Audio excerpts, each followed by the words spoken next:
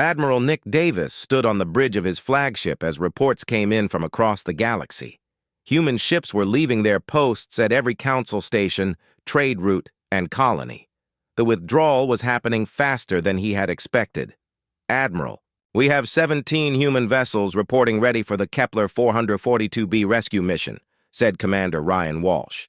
"The asteroid deflection ships will arrive in 4 days." Nick nodded. "Good. What about the other operations?" "All human personnel are evacuating from council facilities. The Nexari traders are already sending panic messages about disrupted cargo schedules." On the trade station orbiting Centauri 7th, Merchant Prince Colvus watched human cargo ships undock one after another. His species, the Nexari, made their living by moving goods between star systems. But 60% of their cargo capacity came from human vessels. "This is impossible," Colvus said to his assistant. "They cannot just leave. We have contracts." His assistant, a nervous young Nexari named Telgar, checked his data pad. "Sir, the human contracts all have a clause about council membership. Since humanity left the council, the contracts are void." Colvus felt his stomach twist. Without human ships, the Nexari trade network would collapse. Goods would sit in warehouses. Colonies would run out of food and medical supplies. His family's fortune would disappear. Meanwhile, on the research station circling the pulsar Gamma 7, Dr. Helen Turner was packing the last of the human equipment. The quantum computer cores that powered the station's main systems were human-built. So were the radiation shields that kept everyone alive near the deadly pulsar. "Dr. Turner," called scientist Vexilon of the ethereal species, "surely you're not taking the quantum cores. The entire station depends on them." Helen looked up from the crate she was sealing. "These cores belong to humanity. We built them, we maintained them, and now we're taking them with us. But without them, our research will stop. We're studying the pulsar's gravitational effects." "Then, maybe your species should learn to build your own computers," Helen said. She sealed the crate and called for the human transport team. Vexilon's crystal body flickered with panic. The ethereals were excellent at theory, but they had never needed to build practical technology. The humans had always done that for them. On the military base at Proxima Station, General Thraxzon of the Krellian Empire watched human soldiers pack their equipment. The Krellians were proud warriors, but even they had relied on human tactical support. "Commander Stevens," Thraxzon called to the human officer, "what about the border situation with the hegemony? Your people coordinate our patrol schedules." Commander Bob Stevens looked up from his packing. "General, that's not our problem anymore. You'll have to work it out with the council." Thraxzon's face darkened. Without human coordination, 3 different conflicts along the Krellian border could explode into full war. The humans had a gift for seeing the big picture and preventing small fights from becoming big ones. Back on Nexus Prime, the emergency committee was finally meeting, but instead of discussing Kepler 442b, they were dealing with the crisis of human withdrawal. "The communication network is failing," reported technician Marcool of the Silicon Collective. "Humans maintained 68% of our relay stations." "The trade routes are in chaos," added Merchant Representative Salthan. "Human cargo, ships handled most inter-system freight." High Chancellor Veltarin floated in the center of the chamber, his crystal body dim with worry. "How long before we can replace human services?" "For the communication network, at least 2 years," Marcool said. "For the trade routes, maybe longer. No single species has enough ships." Counselor Zethkar slammed his clawed fist on his desk. "This is blackmail. The humans are trying to force us to help their colony." "No," said a quiet voice from the back. Everyone turned to look at Counselor Yathala of the Hive. "They're not asking us for anything. That's the problem." At that moment, a new report came in. The human fleet had reached Kepler 442b and was already working to deflect the asteroids. They weren't asking for council permission or help. They were just doing it. On Kepler 442b, colony manager Jake Morrison watched the human ships work in space above his world. The asteroid deflection ships used powerful gravity beams to push the space rocks away from the planet. Other ships worked to break up the larger asteroids with mining lasers. "It's working," Lisa Hayes said as she watched her screens. "They're going to save us." Jake felt relief wash over him, but he also felt something else: anger. The Council had been willing to let 3 million people die rather than act quickly. The humans had saved them in 3 days, not 3 weeks. Captain Maria Santos commanded one of the deflection ships. She watched the asteroids change course as her gravity beams pushed them away from the planet. Her ship, the Liberty, had been designed for exactly this kind of emergency. "Captain," her communications officer called, "we're getting a message from the Council. They're demanding that we coordinate our actions with their committee." Maria laughed, but it wasn't a happy sound. "Tell them we're busy saving lives.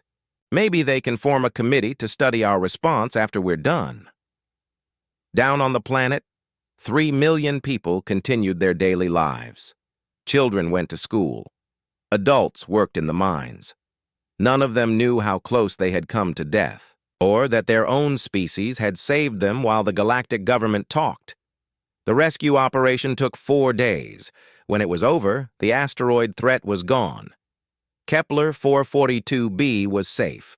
The human fleet prepared to leave for their next destination. As news of the successful rescue spread, other species began to ask uncomfortable questions. Why had the humans been able to act so quickly while the Council couldn't? Why did the Council exist if it couldn't protect people? On the trade station near Rigel, a group of independent traders met in secret. They were tired of the Council's rules and taxes. The humans had shown that it was possible to operate outside the Council system. "We should form our own trade network," suggested Captain Luke Harrison, a human trader who had chosen to stay independent. "Work directly with species that want fair deals, not Council politics." The other traders, from 6 different species, nodded in agreement. They had all been hurt by Council bureaucracy. Maybe it was time for a change. Meanwhile, Chief Engineer Pete Turner was making a difficult decision. He could leave with the other humans, or he could stay behind to help maintain critical systems. The medical station at Centauri needed its life support systems to work. Thousands of patients would die if the equipment failed. "I'm staying," he told Admiral Davis over the communication link. "But not as a Council employee, as an independent contractor. They want my help, they pay for it." Davis understood. "You'll have support from the independent human fleet, but you won't be alone out there." As reports came in from across the galaxy, the pattern became clear. Human departure wasn't just removing one species from the Council. It was exposing how much the entire galactic civilization depended on human work. Power grids failed without human technicians. Medical equipment broke down without human engineers. Trade slowed without human cargo ships. Communication networks developed gaps without human relay operators. Most importantly, emergency response almost stopped completely. The humans had been the galaxy's firefighters, medics, and rescue workers. Without them, disasters that should have been handled quickly became major catastrophes. On the mining world of Kepler 186f, a tunnel collapse trapped 40 workers. The local government called the Council for help. The Council formed a committee to study the situation. By the time they made a decision, all 40 workers had died from lack of air. It had been exactly the kind of emergency that human rescue teams would have handled in hours. The news spread through galactic networks. Species that had never paid attention to Council politics suddenly realized that their safety depended on quick action, not slow committees. Protests began on Council worlds. Citizens demanded to know why their government couldn't protect them. Some called for the Council to invite the humans back. Others said the whole system needed to change, but the humans weren't looking backward. They were already building something new. Independent fleets moved between systems, offering help to species that treated them as equals rather than servants.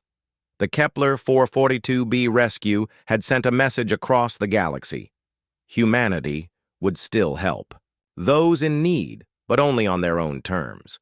No more councils that talked while people died. No more taking orders from species that wouldn't dirty their hands with actual work. The universe was starting to change, and there was no going back. 6 months had passed since humanity left the Galactic Council. President Alex Carter stood before the assembly of human colony leaders on New Geneva. The room was filled with representatives from 200 human worlds, all waiting to hear about their species' new direction. "Fellow humans," Carter began, "we have spent 6 months proving that we can stand on our own. Our colonies are growing stronger. Our trade networks are expanding. We are no longer the galaxy's unpaid workers." The assembly hall erupted in applause. Carter waited for quiet before continuing. "But we have not abandoned our values. We still believe in helping those who need it. The difference is that now we choose who to help and how to help them." In the audience, Captain Maria Santos nodded. Her ship Liberty had become famous across the galaxy as a symbol of human independence. She and her crew helped anyone who asked respectfully for aid, but they ignored demands from the Council. "The Council has sent 17 requests for us to return," Carter continued. "They promise us better treatment, more representation, even leadership positions. But we all know the truth. They want us back because they need us, not because they respect us." Meanwhile, on the Council station Nexus Prime, the situation was getting worse every day. High Chancellor Veltarin called an emergency session to address the growing crisis. "The Kepler 442b incident was just the beginning," he announced to the assembled representatives. "Without human intervention, we have lost 3 more colonies to preventable disasters." Councillor Zethkar shifted uncomfortably in his seat. The Vorthon had been one of the loudest voices against the humans, but even he could see the problems mounting. "The Rigel mining explosion killed 800 workers," Veltarin continued.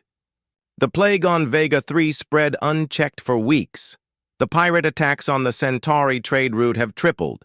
The chamber fell silent. Every representative knew that human medical teams could have stopped the plague quickly. Human rescue ships could have saved the miners. Human patrol fleets could have protected the trade routes. "What do the humans want?" asked Councillor Morden of the Silicon Collective. "They want nothing from us," Veltarin replied. "That's the problem. They're building their own civilization and ignoring us completely." This was true. Humanity had established the Rim Alliance with several species that had never joined the original council. These species valued independence over security and cooperation over control. Ambassador Kate Johnson represented humanity in these new negotiations. She sat across from leaders of the Draconian Republic, the Free Traders Union, and the Explorers Consortium. "We propose a simple system," Kate explained. "Each species contributes what they can and receives help when they need it. No species rules over the others. No bureaucracy that takes months to make decisions." The Draconian leader, General Shentar, leaned forward with interest. His people were warriors who had been rejected by the Council for being too aggressive. But they were excellent at defending territory and protecting trade routes. "What about emergency response?" he asked. "Each member species contributes ships and personnel to a joint rapid response fleet," Kate replied. "When there's a crisis, we act immediately. We discuss the politics later." This was exactly what the Draconians wanted to hear. They were tired of being excluded from galactic civilization just because they preferred direct action to endless debate. The Free Traders Union representative, Captain Lisa Park, spoke up next. "What about trade regulations?" "Minimal," Kate said. "Basic safety standards and fair dealing practices. No tariffs between member worlds, no favored species getting special treatment." The Explorers Consortium leader, Dr. Ryan Walsh, asked the crucial question. "What happens if we have a conflict with the Galactic Council?" Kate smiled. "We ignore them unless they threaten us directly. They have their space, we have ours." Back on Nexus Prime, the Council was discovering that ignoring the humans was impossible. Chief Engineer Pete Turner had stayed behind as an independent contractor, but his prices were high and his patience was short. The life support system in Section 7 needs replacement parts, Pete told Station Manager Colvus. I can fix it, but it'll cost you 50,000 credits plus materials. Colvus nearly choked. 50,000? You used to do this work for free. As part of council duties. That was when I was a council employee, Pete replied calmly. Now I'm an independent contractor. You want cheap service? Call the council maintenance department. They both knew the council maintenance department was useless. Without human technicians, most stations were slowly falling apart. But Pete wasn't the only human staying behind. Dr. Helen Parker had established an independent medical practice on Sigma Station. She treated anyone who could pay regardless of species or politics. Doctor, the council is demanding that you treat their officials for free, her assistant, Nurse Carol White, informed her. Helen looked up from her patient, a young Nexari trader with a broken arm. Tell them my rates are posted at the front desk. Council officials pay the same as everyone else. This attitude was spreading among humans throughout the galaxy. They would still help, but they expected to be paid fairly and treated with respect. The changes were most visible in the border regions where pirates and raiders had always been a problem. Without human patrol ships, these criminals grew bold. Commander Tom Mitchell led one of the independent human fleets that now protected the Rim Alliance territory. His ships were faster and better armed than anything the Council had. Captain, we're getting a distress call from a Council transport, his communications officer reported. They're under attack by hegemony raiders. Tom considered his options. The transport was in Council space, not Alliance territory. But there were civilians aboard who would die if he did nothing. All ships, move to intercept, he ordered. But we're not doing this for the Council. We're doing it because it's right. The human fleet arrived just as the raiders were boarding the transport. The pirates fled when they saw the human warships approach. Tom's people rescued the passengers and crew, then left without waiting for thanks. Word of the rescue spread quickly. The humans had helped even though they owed the Council nothing.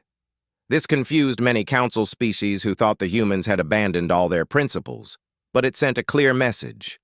Humanity would still protect the innocent, but they wouldn't serve corrupt governments. Counselor Yith Allah of the Hive Collective understood this better than most. Her species valued individual creativity, something the old Council had tried to suppress in favor of conformity. The humans have taught us something important, she told her fellow counselors. True cooperation cannot be forced. It must be freely given. Are you suggesting we change our entire system because one species had a tantrum? Zethkar asked angrily. I'm suggesting we consider why that species was willing to walk away from 50 years of membership, Yithala replied. What did we do wrong? This question was being asked on worlds across Council space. Ordinary citizens watched the news and saw that humans were building something better. The Rim Alliance responded to emergencies in hours, not weeks. Member species were treated as equals, not servants. Protests grew larger and more frequent. On Vorthon Prime, citizens demanded that their government leave the Council and join the Rim Alliance. Similar movements started on a dozen other worlds. The Council found itself facing a choice: change completely or watch their civilization fall apart. But changing meant admitting they had been wrong. It meant giving up the power they had held for centuries. It meant treating other species as equals instead of subjects. Most Council leaders weren't ready for that kind of change. President Carter received daily reports about the situation in Council space. Some humans wanted to help their former allies. Others thought the Council deserved whatever happened to them. We're not going to rescue them from their own mistakes, Carter told his advisors. But we won't stop individual humans from making their own choices. This policy led to interesting situations. Dr. Parker continued treating Council officials who could pay. Engineer Turner kept critical systems running for fair wages. Captain Santos rescued anyone who asked for help politely, but none of them were working for the Council anymore. They were independent operators who happened to be human. The galaxy was splitting into two parts: the old Council system that relied on bureaucracy and hierarchy, and the new Alliance system that valued speed and equality. The humans had started this change by walking away from a broken system. Now other species had to decide which future they wanted. 2 years after leaving the Galactic Council, Commander Ryan Walsh stood on the bridge of his exploration ship Pathfinder as it approached an unknown star system. His deep space missions had taken humanity farther from Council space than any species had traveled before. "Commander, we're detecting artificial signals from the third planet," reported Science Officer Lisa Park. "Looks like another civilization." Ryan smiled. This would be the fourth new species they had discovered since humans started exploring the galaxy's outer rim. All of them had been friendly and eager to trade. None of them wanted anything to do with the Galactic Council. "Open communications," Ryan ordered. The main screen flickered to life, showing a blue-skinned humanoid with large eyes and delicate features. The being spoke in musical tones that the translation system quickly converted to English. "Greetings, travelers. I am Elder Silnara of the Harmony Worlds. We have been watching your approach with great interest. I'm Commander Walsh of the Human Federation. We come in peace, seeking trade and friendship." Silnara's expression brightened. "Humans.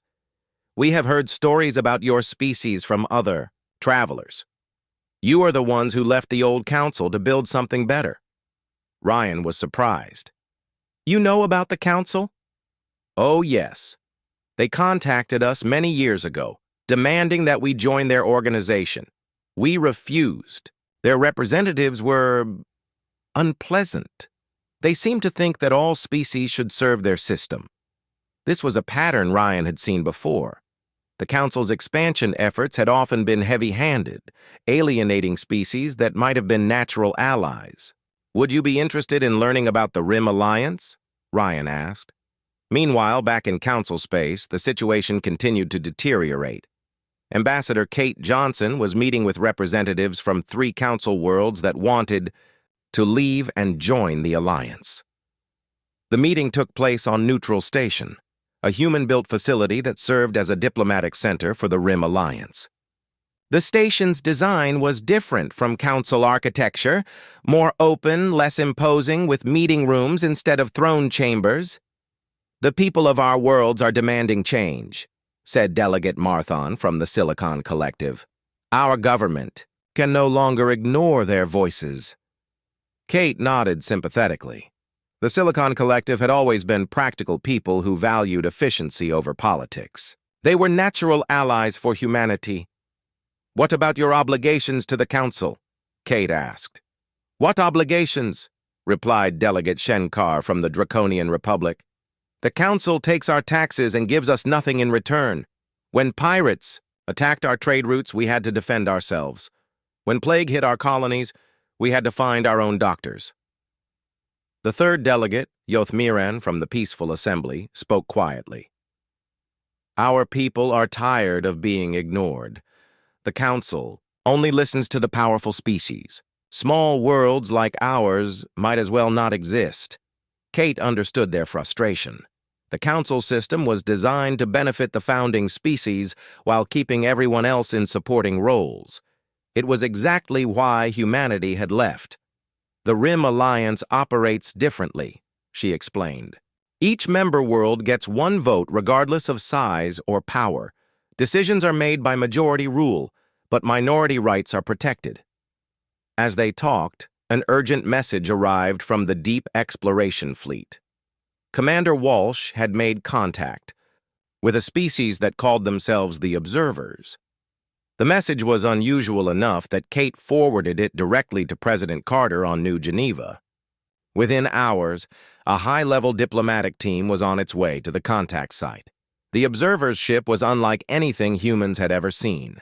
It seemed to be made of living metal that shifted and flowed like water. when the human diplomats boarded. They found themselves in chambers that changed shape to accommodate their needs. Sage Morden was ancient, even by observer standards. His form was constantly shifting, sometimes appearing almost human, other times taking shapes that had no names. "Greetings, humans," he said in a voice that seemed to come from everywhere at once. "We have been waiting for this meeting for a very long time."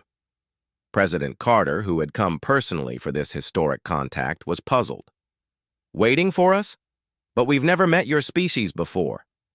"No, but we have been watching you, watching all the species in this galaxy, waiting to see which ones would develop the qualities necessary for true civilization." Admiral Nick Davis, who commanded Carter's escort fleet, leaned forward. "What qualities?" Morden's form solidified into something resembling a tall, wise teacher. Adaptability, genuine concern for others, the courage to stand on principle even when it costs you. Most species fail these tests. "The Council species failed," Carter said. It wasn't a question. Most of them, yes. They became comfortable with power over others. They forgot that true strength comes from cooperation between equals, not domination. The revelation was staggering. The observers had been testing galactic species for thousands of years, watching to see who would develop into worthy partners. "Why reveal yourselves now?" Carter asked. "Because humanity passed the test. When you left the Council, rather than compromise your principles, you proved that you put justice above convenience. That is what we have been waiting for." The meeting lasted for days. The observers shared technology and knowledge that was centuries ahead of anything humans had developed. But more importantly, they shared wisdom about building lasting civilizations. "Power corrupts," Morden explained. "The Council species learned this too late. They built a system that rewarded those who sought control over others. Such systems always collapse eventually. Back on Council worlds, that collapse was already beginning. 3 more species had formally left to join the Rim Alliance. Several others were considering it. High Chancellor Veltaran called an emergency session to address the crisis. The Great Council chamber that had once held representatives from 47 species now had empty seats scattered throughout. "We are facing an existential threat," Veltaran announced. "If more species leave, the Council itself may cease to exist." Councillor Zethkar was still defiant. "We should use military force to prevent further defections, show them that leaving the Council has consequences." But Councillor Yithala spoke up immediately. "Force? Against our own members? That would prove that the humans were right about us all along." The debate that followed was bitter and angry. Some council members wanted to reform their system to be more like the Rim Alliance. Others insisted that any change would show weakness. While they argued, more ships arrived at the borders of Alliance space. These weren't refugees or defectors. They were visitors from species that had never joined either organization. Captain Luke Harrison commanded one of the human patrol ships that met these newcomers. His ship intercepted a massive vessel that looked like a flying city. "This is Captain Harrison of the Rim Alliance patrol ship Freedom. Please identify yourself." The response came in a voice that was deep and resonant, like the sound of ancient stone. "I am Architect Prime of the Builder Caste. We have come to meet the humans who changed the galaxy." Harrison felt his heart skip a beat. The Architects were legends. An ancient species that had built many of the galaxy's greatest structures before mysteriously disappearing thousands of years ago. "We withdrew from galactic society long ago," Architect Prime explained when the human delegation met aboard the massive ship. "We grew tired of the endless politics and meaningless conflicts. But we have been watching recent events with great interest." The Architect's ship was a marvel of engineering. Cities floated in enormous chambers filled with artificial atmosphere. Gardens grew in spirals around towers that reached toward artificial suns. "Why did you withdraw?" President Carter asked. He had again come personally to meet these legendary beings. "For the same reasons you left the Council," Architect Prime replied. "We built the infrastructure that other species used, but they treated us as servants rather than partners. We decided to focus on our own development instead." The parallel was obvious. Like humanity, the architects had been the workers and builders while other species took credit and gave orders. "We offer you an alliance," Architect Prime continued. "Our construction technology combined with your organizational skills could reshape the galaxy." The offer was tempting, but Carter was cautious. "What would you want in return?" "Partnership. True partnership. We build together. We decide together. We succeed or fail together." It was exactly the kind of relationship humanity had always wanted but never received from the Council. As news of the Observer Contact and Architect Alliance spread, the balance of galactic power shifted even further. The Rim Alliance now had access to technology and knowledge that the Council could never match. But the real change wasn't in technology or weapons. It was in the idea that different species could work together as equals. That strength came from cooperation, not domination. The old Council system was based on hierarchy and control. The new Alliance system was based on respect and voluntary cooperation. The galaxy was watching to see which system would ultimately prevail. 5 years had passed since humanity walked away from the Galactic Council. Admiral Susan Green stood in the command center of Alliance Station, watching displays that showed the transformed galaxy around them, where once there had been a single galactic government. Now there were two competing systems. The reformed Galactic Federation, built on human principles of equality and quick action, controlled nearly half of known space.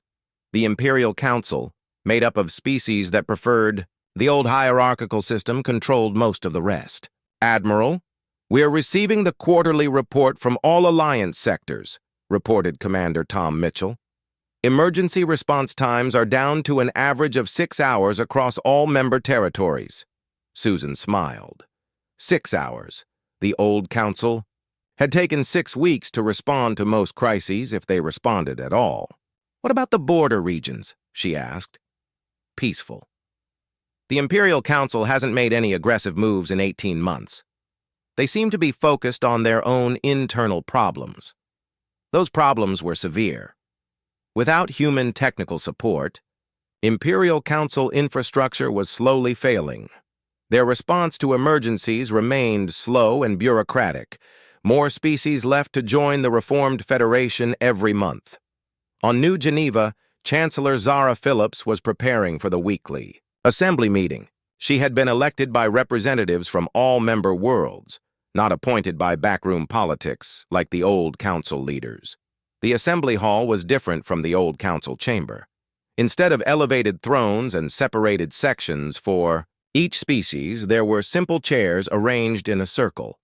Every representative sat at the same level, spoke with the same authority. "First item on the agenda," Zara announced, "is the request from the Centauri Coalition to join the Federation." The Centauri Coalition represented 12 star systems that had been ignored by the Imperial Council for decades. They were tired of being treated as second-class citizens. Delegate Sarah Kim, representing humanity, spoke first. "The Coalition meets all membership requirements. They've demonstrated commitment to our principles of equality and mutual aid." "I agree," said Delegate Morthon of the Silicon Collective. "Their engineering expertise would be valuable for our infrastructure projects." The vote was unanimous. The Centauri Coalition would become the Federation's newest member. This was how decisions were made now, quickly, fairly, with every voice heard. No species dominated the others, no lengthy committees that accomplished nothing. But the real test of the new system came with unexpected crises. Captain Maria Santos was commanding a Federation patrol fleet near the edge of explored space when her communications officer detected something unusual. "Captain, we're receiving a signal from outside the galaxy. It's definitely artificial, but the pattern is unlike anything in our databases." Maria felt her heart rate increase.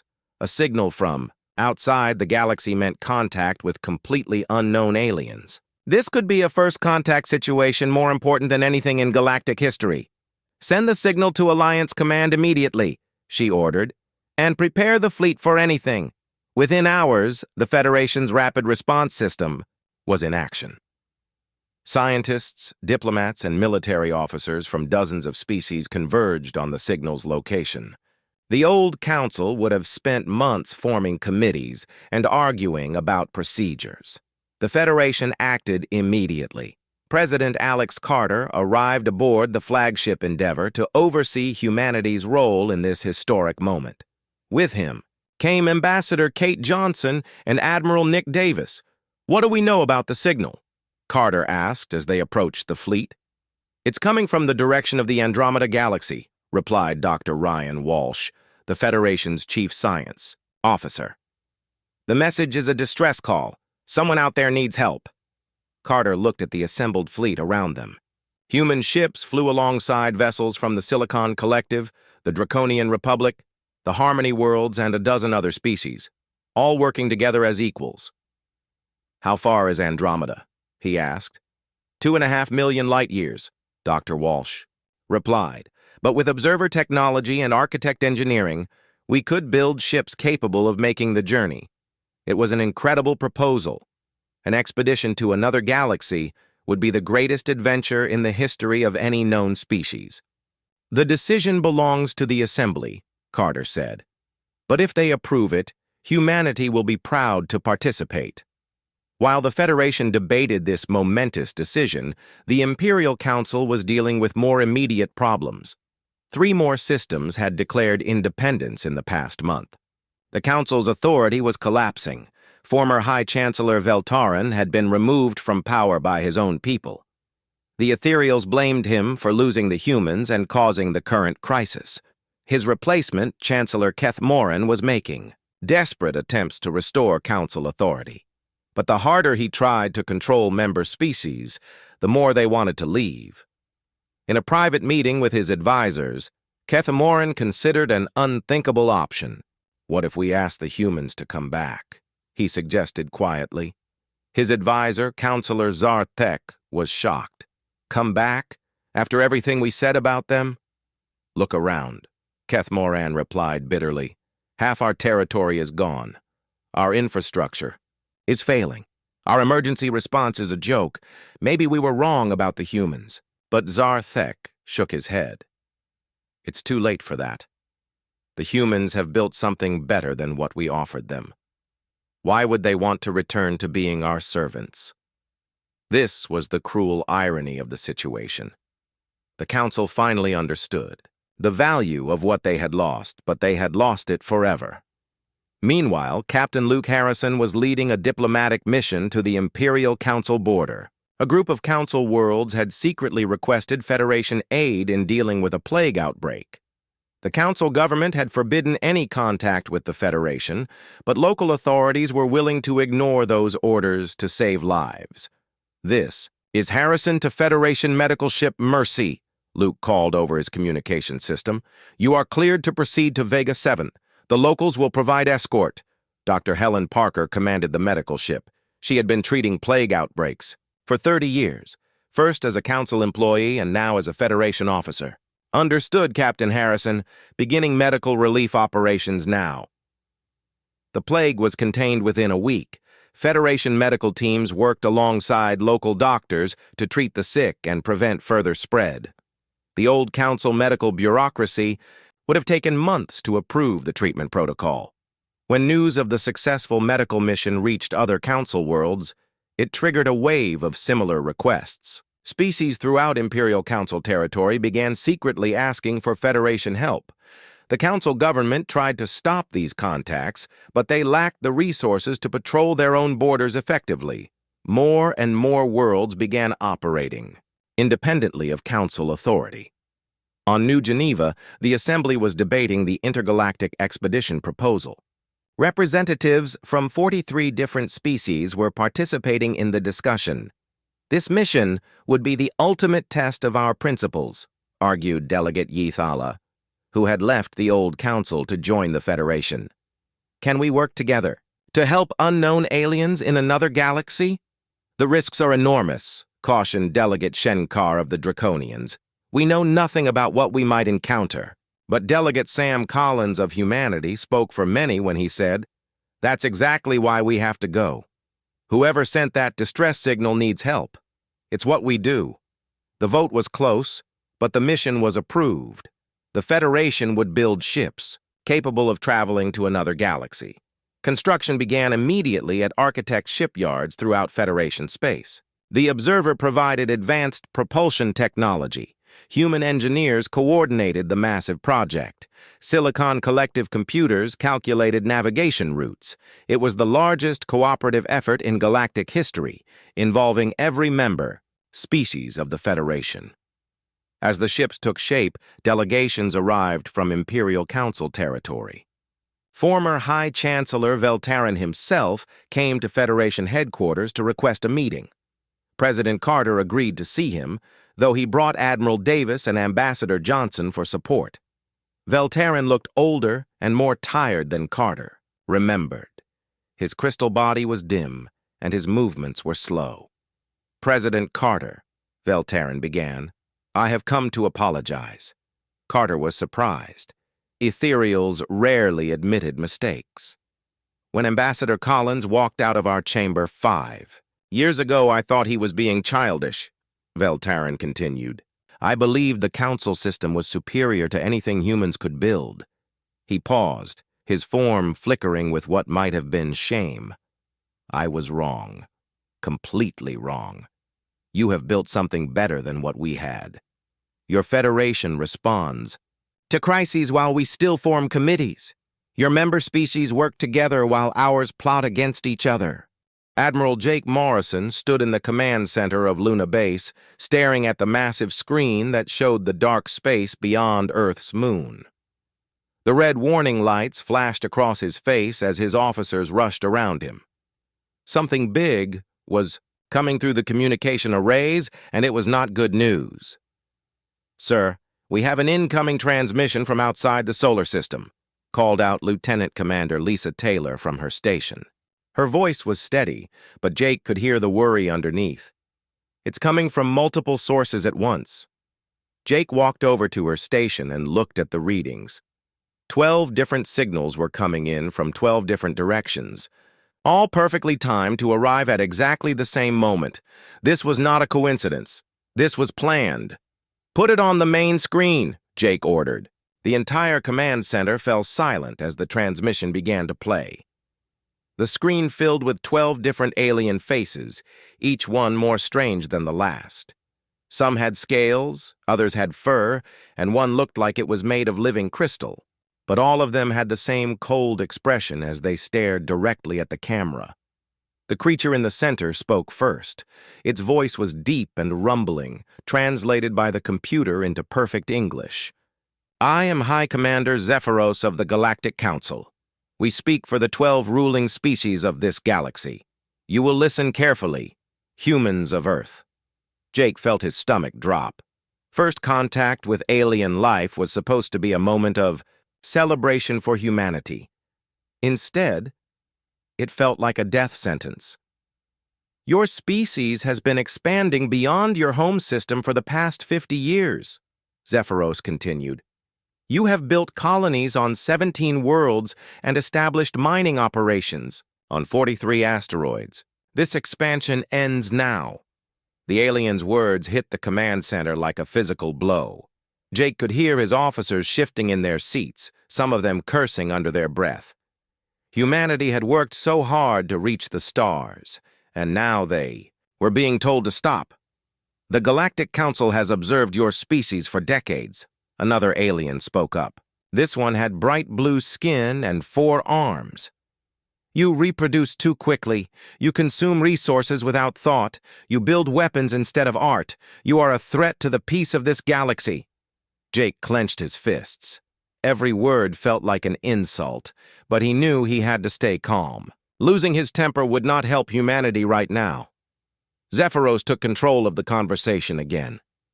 "We give you 72 hours to withdraw all human presence from every world beyond your birth system. Destroy your colonies, Abandon your mining operations. Return to Earth and never leave again. The screen showed images of massive alien warships moving through space. Jake had never seen ships so large. The smallest one looked bigger than anything humanity had ever built. There were thousands of them, maybe tens of thousands. If you refuse our generous offer, Zephyros said, we will remove you from the galaxy permanently. Your species will become extinct. Your worlds will be empty. Your achievements will be forgotten. The transmission ended, leaving the command center in complete silence. Jake stared at the blank screen, his mind racing through the implications. Humanity was being given a choice between slavery and death. Get me President Hayes on the line, Jake ordered, and send this recording to every military base in the system. Everyone needs to see this, while his staff worked to establish communications. With Earth, Jake walked to the observation deck. Through the thick glass, he could see Earth hanging in the black sky like a blue marble. It looked so peaceful from here, so small and fragile. How could something so beautiful be home to a species that aliens considered dangerous? Lisa joined him at the window. She had been his second-in-command for 5 years, and Jake trusted her judgment more than anyone else in the fleet. What do you think? He asked her. I think we're in trouble, she replied. Our biggest warship has a crew of 3,000. Did you see the size of their smallest cruiser? It could probably carry 50,000 troops. Jake nodded. The numbers were impossible. Humanity had been building up their space forces for decades, but they were nothing compared to what they had just seen. Even if every human ship worked together perfectly, they would be overwhelmed in minutes. There might be another option, Lisa said quietly. Project Titan. Jake turned to look at her. Project Titan was so classified that only a handful of people in the entire solar system knew it existed. Jake was one of them, but he had never expected to actually use it. You think it's ready? He asked. Dr. Rodriguez seems to think so, Lisa replied. She's been asking for more funding and resources for months. Maybe this is why. The communication system crackled to life. President Hayes appeared on the screen, his face grim. Behind him, Jake could see the emergency meeting room in the White House, filled with military commanders and government officials. Admiral Morrison, the president said, I assume you've seen the transmission. Yes, sir, we all have. What are our options? Jake took a deep breath. This was the moment that would decide humanity's future. Conventional military response is impossible, sir. Their fleets outnumber us by at least 100 to 1, and their technology appears to be far superior to ours. So we surrender? Asked General Alex Carter from his seat at the table. There might be a third option, Jake said, but I need to speak with Dr. Rodriguez first. President Hayes leaned forward. The woman from Project Titan? Yes, sir. If what she's been working on is actually functional, it might change everything. The president was quiet for a long moment. Jake could see him weighing the options in his mind. Surrender meant the end of human expansion into space. Fighting meant the end of humanity itself. But Project Titan was a gamble that could either save them or make their destruction even more certain. How long do we have? The president asked. 68 hours and counting, Jake replied. Get Dr. Rodriguez on the next transport to Luna. Base. I want to know everything about Project Titan before we make any decisions. The transmission ended, leaving Jake alone with his thoughts. He walked back to the command center and looked at the tactical display. Red dots marked the positions of alien scout ships at the edge of the solar system. They were not hiding. They wanted humanity to know they were there, waiting. Lisa was coordinating with the transport schedules.